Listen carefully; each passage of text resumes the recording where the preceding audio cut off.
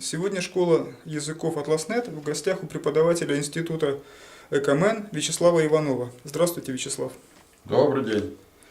Вы изучали эстонский язык в нашей школе «Атласнет». Что вы можете сказать как учитель о методике преподавания? Методика, на мой взгляд, самая современная. То есть построено занятие таким образом, что ты не обращаешь внимания именно на эту сторону. Это все в естественном каком-то ключе ведется, и это и есть самый высший пилотаж в методике преподавания. Что бы вы отметили в ваших коллегах, учителях школы «Атласнет»?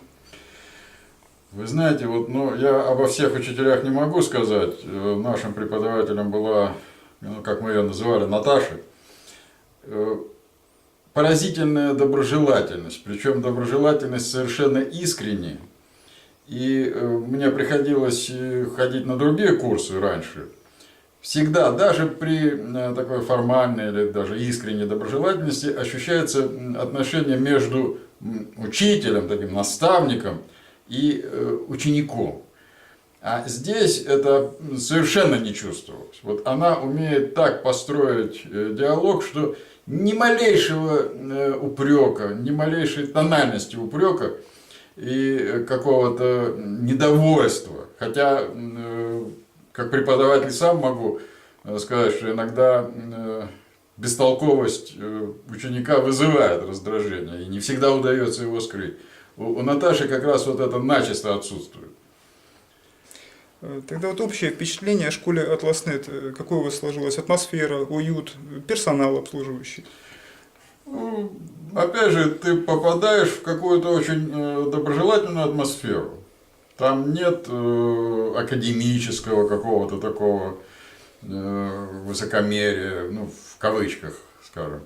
Или ты приходишь в организацию, где тебя ждут, где с тобой общаются совершенно как с приятным, хорошим гостем. И последний вопрос. Оправдало ли ваши надежды обучение в школе? В определенной степени, конечно, потому что, во-первых, еще раз хочу подчеркнуть, что никогда на прежних таких курсах я не ощущал себя так свободно. Всегда ты приходишь через какое-то преодоление. А здесь вот это тоже отсутствовало. Ощущение, ты вынужден, ты должен. Всегда я приходил с большим удовольствием на эти курсы, потому что там, повторяю, происходило живое общение на неродном для меня языке.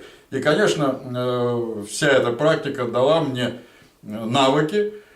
По крайней мере, сейчас я общаюсь на эстонском языке уже тоже без барьера вот этого внутреннего. Я могу, в пределах того, что я запомнил, тем более практики все-таки не так много, но во всяком случае я могу переходить на эстонский язык, если это только не какая-то очень сложная тематика.